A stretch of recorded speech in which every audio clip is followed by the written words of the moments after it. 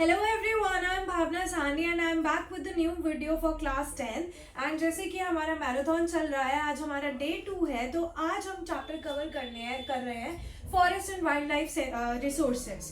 तो ये जो forest and wild life resources है, ये आपका चैप्टर नंबर 2 है ज्योग्राफी का, जो हमें कम्प्लीटली कवर करना है। एंड इसके सारे इंपॉर्टेंट क्वेश्चंस हम कवर कर रहे हैं एंड मेक श्योर वो इंपॉर्टेंट क्वेश्चंस आप आज ही कर लो and you will be prepared for this chapter for boards examination. इसके साथ साथ I would request you to read the chapter thoroughly so that आप एमसीक्यू के लिए भी प्रिपेयर हो जाए। तो ये चीज़ याद रखना है, एमसीक्यू के लिए आपने सिर्फ एनसीईआरटी रीड करनी है एंड क्वेश्चन आंसर्स आपने सिर्फ इन वीडियो से करना है and you are fully prepared for this chapter. तो डे 2 मैराथन का आपका टारगेट क्या है? एक तो forest and wild life resources read करना है सो दैट आप एमसीक्यू के लिए प्रिपेयर्ड हो जाओ। एंड दूसरा क्या है, हम इसके जो क्वेश्चन आंसर्स कर रहे हैं वो आज ही आपको लर्न करने हैं। Alright, so let's start with the important questions of this chapter। तो forest and wild life resources day 2 marathon. तो एमसीक्यू में फिलहाल मैंने एक ही क्वेश्चन डाला है क्योंकि इसके इतने एमसीक्यूज आएंगे नहीं, बट फिर भी I would request you to read this chapter thoroughly. छोटा सा चैप्टर है, जल्दी रीड हो जाएगा, ज्यादा टाइम नहीं लगेगा। So which of the following option represent potential measures that can be taken to mitigate the threat posed to the tiger population and biodiversity? तो बेसिकली हमें क्या पोटेंशियल मेजर लेना चाहिए ताकि टाइगर पॉपुलेशन मेंटेन रहे और बायोडाइवर्सिटी भी हमारी मेंटेन रहे, right? So banning hunting, giving legal protection to their habitats and restricting trade in wildlife, statement 1।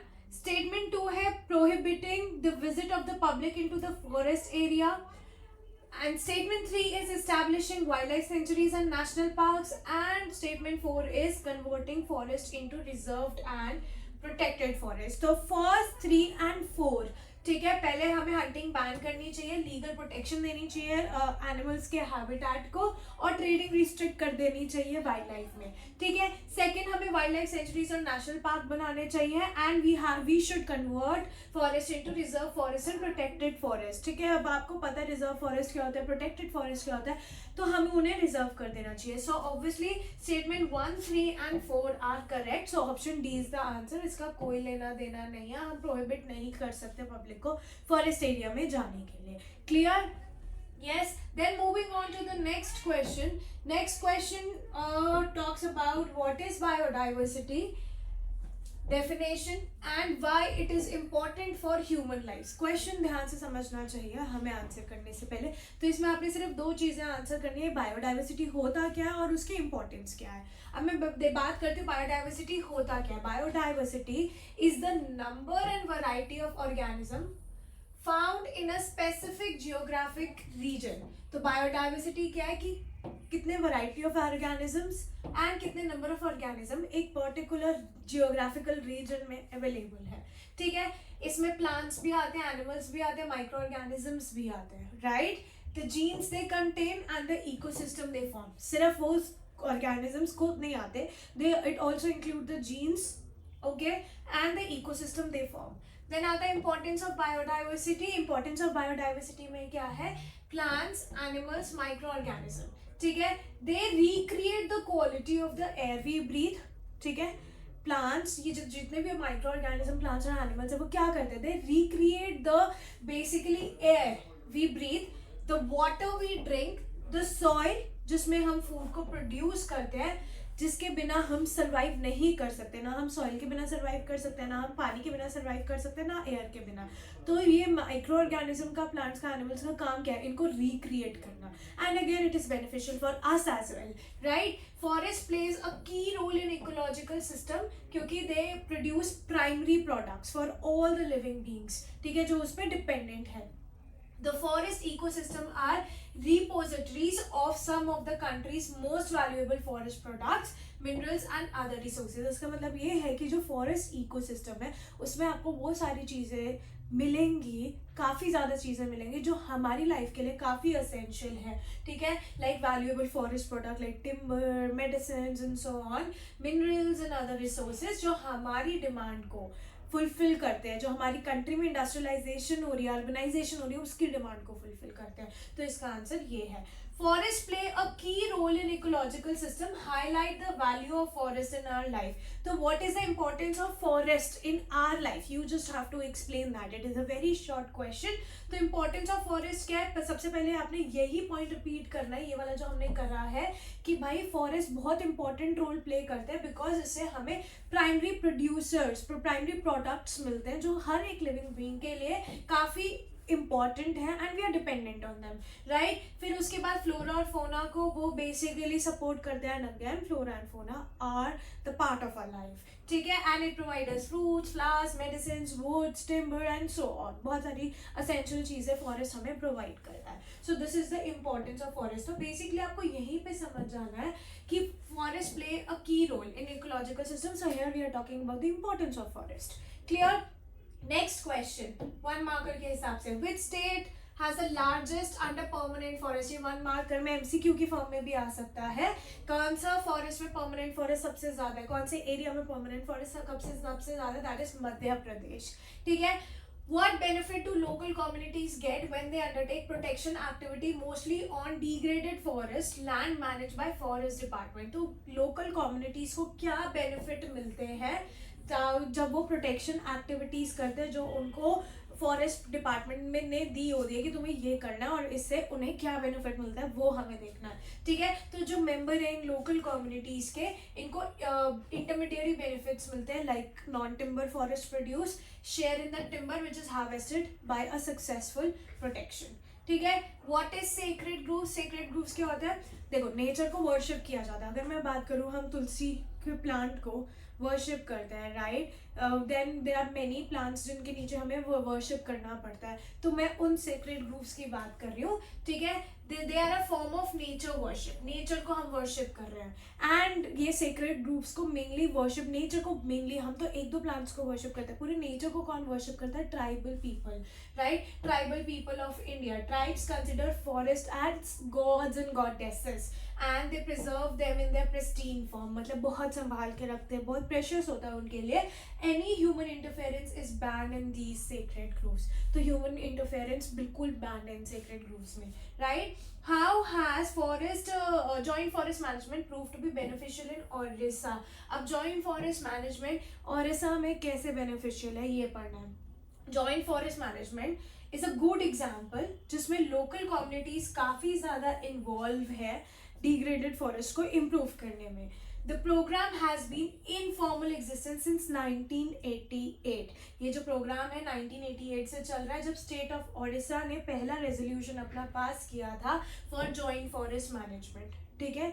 Joint forest management depends upon the formation of local village institution that undertake protection activities. तो joint forest management किस पे dependent है? Local communities पे, जिन्होंने कहा था कि हम इसको एरिया को प्रोटेक्ट करेंगे, पर्टिकुलर एरिया को प्रोटेक्ट करेंगे, इस फॉरेस्ट लैंड को डिग्रेड होने से बचाएंगे, जो भी. And it is also manage by forest department, ठीक है. In return members, in communities को क्या मिलेगा? इन कम्युनिटी के मेंबर्स को इंटरमीडिएरी बेनिफिट्स मिलेंगे जो हमने इस क्वेश्चन में पढ़ा, like non timber forest produce, share in the timber harvested by successful protection. तो मैं एक और चीज बता रही हूँ, JFM ने ओडिशा को क्या बेनिफिट दिया. ओडिशा में बहुत सारी लोकल कम्युनिटीज थी जिन्होंने अंडरटेक किया कि ठीक है, हम ये प्रोटेक्टेड एक्टिविटीज करेंगे on the behalf of forest department और इस एरिया को पर्टिकुलरली प्रोटेक्ट करेंगे. एंड इन रिटर्न उन लोकल कम्युनिटीज को क्या मिलता था? Non timber produce, intermediary benefits मिलते थे, like non timber produce and share in the harvested timber by a successful protection. Clear? समझ आया? Then classify the types of forest in India, explain them. अब types of forest in India: reserve forest, protected forest and unclassed forest, ठीक है. अगर मैं reserved और protected forest की बात करूं, these are refer to as permanent forest, उसमें कुछ नहीं कर सकते हम, ठीक है. रिजर्व फॉरेस्ट, अब टोटल फॉरेस्ट लैंड में से आधे से ज्यादा has been declared as forest, reserve forest, ठीक है. जितना भी हमारे इंडिया में फॉरेस्ट है उसमें आधे से ज्यादा forest has been declared as reserve forest and they are regarded as most valuable as far as the conservation of forest and wild life resources is concern. तो अगर हम वाइल्ड लाइफ रिसोर्सेज की बात करें, फॉरेस्ट को conserve करने की बात करें, reserve forest plays a very important role in that. Then protected forest, almost 1/3 of the total forest is protected. कितना protected है? 1/3 of the total forest, and it is declared by forest department कि yes 1/3 जो है वो protected है. This forest land is protected from any other further depletion. ठीक है. Unclassed forest, these are the other forest and wasteland जो government का भी है और एक प्राइवेट इंडिविजुअल का भी है या कम्युनिटी का भी है. And reserve forest or protected forest are the permanent forest. Clear? Now describe the steps taken by the government to protect the species from becoming extinct. अब गवर्नमेंट ने क्या स्टेप्स लिए हैं उन स्पीशीज को प्रोटेक्ट करने के लिए जो एक्सटिंक्ट होती जा रही है या फिर जो इंडेंजर्ड स्पीशीज है उनको एक्सटिंक्ट होने से बचाने के लिए गवर्नमेंट ने क्या स्टेप्स लिए हैं. Right? So steps taken by the government to protect the species from becoming extinct are, सबसे पहले गवर्नमेंट ने wild life protection act implement किया 1972 में. ठीक है. एंड उसमें कुछ लॉज बनाए, कुछ प्रोविजंस बनाए to protect the habitats of the inhabitants of the forest. कि हमें ट्राइबल को भी प्रोटेक्ट करना है, हमें मिनरल्स को भी प्रोटेक्ट करना है, फ्लोरा को भी प्रोटेक्ट करना है, हमें फौना को भी प्रोटेक्ट करना है. ठीक है. ऑल इंडिया लिस्ट बनाई प्रोटेक्टेड स्पीशीज की. ऑल इंडिया प्रोटेक्टेड स्पीशीज की लिस्ट पब्लिश करी गई कि हमें इन स्पीशीज को प्रोटेक्ट करना ही पड़ेगा ताकि वो एक्सटिंक्ट ना हो. ठीक है. जो मेन फोकस था वो ये था protecting the remaining population of certain endangered species. तो मेन एम क्या था कि जो इंडेंजर्ड स्पीशीज हैं उनको प्रोटेक्ट करना, उनको एक्सटिंक्ट होने से बचाना है. क्योंकि अब इंडेंजर्ड स्पीशीज जो है वो आगे जाके एक्सटिंक्ट ही होंगी अगर बिल्कुल खत्म हो गई, अगर रिप्रोडक्शन नहीं हुआ तो. ठीक है. तो उन इंडेंजर्ड स्पीशीज को हमें एक्सटिंक्ट होने से बचाना है. ठीक है. कैसे? Bye banning hunting, by giving legal protection to their habitat and restricting trade in wildlife. ये भी हम क्वेश्चन कवर कर चुके हैं. Central and many state government establish national park and wild life sanctuary. तो इन्होंने क्या किया? नेशनल पार्क और वाइल्ड लाइफ सेंचुरीज बनाए गवर्नमेंट ने. सेंट्रल गवर्नमेंट ने अनाउंस किए काफी सारे project for protecting specific animals like project tiger, project one horn rhinoceros and so on. Clear? Then moving towards the next question, nature worship and age-old tribal belief has preserved several virgin forests in pristine form called sacred groves. Comment on the statement with the help of the example. तो अभी हमने sacred groves के बारे में पढ़ा. Sacred groves क्या था कि जो ट्राइबल पीपल है वो नेचर को वर्शिप क्या करते हैं. क्या करते हैं? नेचर को वर्शिप करते हैं. मैं एक और चीज बता रही हूँ अगेन. कौन नेचर को वर्शिप करते हैं? Tribal people. एंड उसे क्या बोला गया है? Sacred groves. क्या बोला गया है? Sacred groove. Clear? So nature worship ये एज ओल्ड ट्राइबल बिलीव है कि नेचर को वर्शिप करना है और ये उन्होंने अभी तक प्रिजर्व करके रखा है अपने प्रिस्टीन में. ठीक है. So you have to comment on this statement. Sacred groves क्या है? Sacred groves are form of nature worship. कौन प्रैक्टिस करता है? Tribal people. ठीक है. Of India. जो ट्राइब्स है वो क्या करती है? फॉरेस्ट को गॉड्स और गॉडेसेस की तरह मानती है एंड उनको प्रिजर्व करके रखती है in a pristine form, in a very precious form. Right? These patches of forest and part of large forest have been left untouched by the local people and any interference with them is banned. तो जिस sacred groves को, जिस part of the forest को वो लोग worship कर रहे हैं वो part of the forest is left untouched. उसको में कोई भी नहीं जा सकता एंड उसमें कोई भी किसी भी तरीके का interference is completely band. Certain society reserve a particular tree that they have preserved from time to time immemorial. The Mundas and the Santhal of the Chota Nagpur region worship Mahua and Kambada tree. The tribal of Orissa and Bihar worship tamarind and mango trees during weddings. Too many of us people and banyan trees are considered as sacred. Too many of us people and banyan trees are considered sacred. ठीक है. Sacred qualities are often ascribed to spring, mountain peaks, plants, animals which are closely protected. तो जिनको qualities, जिनको closely protect करके रखा जाता है उसमें काफ़ी ज़्यादा sacred qualities होती है. अब आपने यहाँ तक तो हमने already कर लिया था. उसके बाद इस stanza में ये बताया हुआ है कि that there are certain communities वो कौन से trees को worship करती है. तो आपको ये ज़रूर याद करना है कि अगर मैं मुंडास की बात करूँ, ठीक है, मुंडास के साथ कौन है? मुंडास के साथ है संथल. कौन से एरिया से बिलोंग करते हैं ये? छोटा नागपुर रीजन से. From which area they belong? They belong to Chota Nagpur reason. ठीक है. एंड ये लोग किस चीज को वर्शिप करते हैं? ये लोग वर्शिप करते हैं महुआ ट्री को. ऑलराइट. महुआ ट्री के अलावा कंडम्बा ट्री को. क्लियर? यस। उसके बाद अब हम बात करते हैं एक और उसकी, किसकी, एक और उसकी, उड़ीसा एंड बिहार की, ठीक है। उड़ीसा, अगर मैं उड़ीसा और बिहार की बात करूं, wait I show you, it is not opening. Yes, if I talk about Orissa and Bihar, तो जो tribal people Orissa and Bihar के, what they worship tamarind and mango trees during their wedding. And if we talk about the common people like us, you know, people tree is and banyan tree is also considered as sacred. Clear? So छोटा Nagpur plateau में कौन reason में कौन मिलेगा? Mundas and Santhal. This is a tribal community and they worship mahua and kadamba trees. If I talk about the tribal people of Odisha, they worship tamarind, that is imli, and mango trees during wedding. And if I talk about common people like us, we basically considered banyan tree and people tree as sacred. अभी सुना भी होगा कि घर में से जो पूजा का सामान एक्स्ट्रा होता है उसको हम पीपल के पेड़ के नीचे रख के आते हैं, right? Then moving towards the next question, describe the role of community in forest and wildlife conservation. तो community का क्या role है in forest and wildlife conservation? Role of community in forest and wildlife conservation in some areas of India. ठीक है, कुछ areas है India के जिसमें local communities are still struggling to conserve forest, ठीक है, जो उनका हैबिटेट है, अलॉन्ग विद गवर्नमेंट ऑफिशियल्स भी उनके साथ है. अब मैं बात करूँ सरिस्का टाइगर रिजर्व की, जो राजस्थान में है. Villagers have fought against mining, वहाँ पे बहुत ज़्यादा माइनिंग हो रही है and villagers are fighting against it by citing the wild life protection act. Right?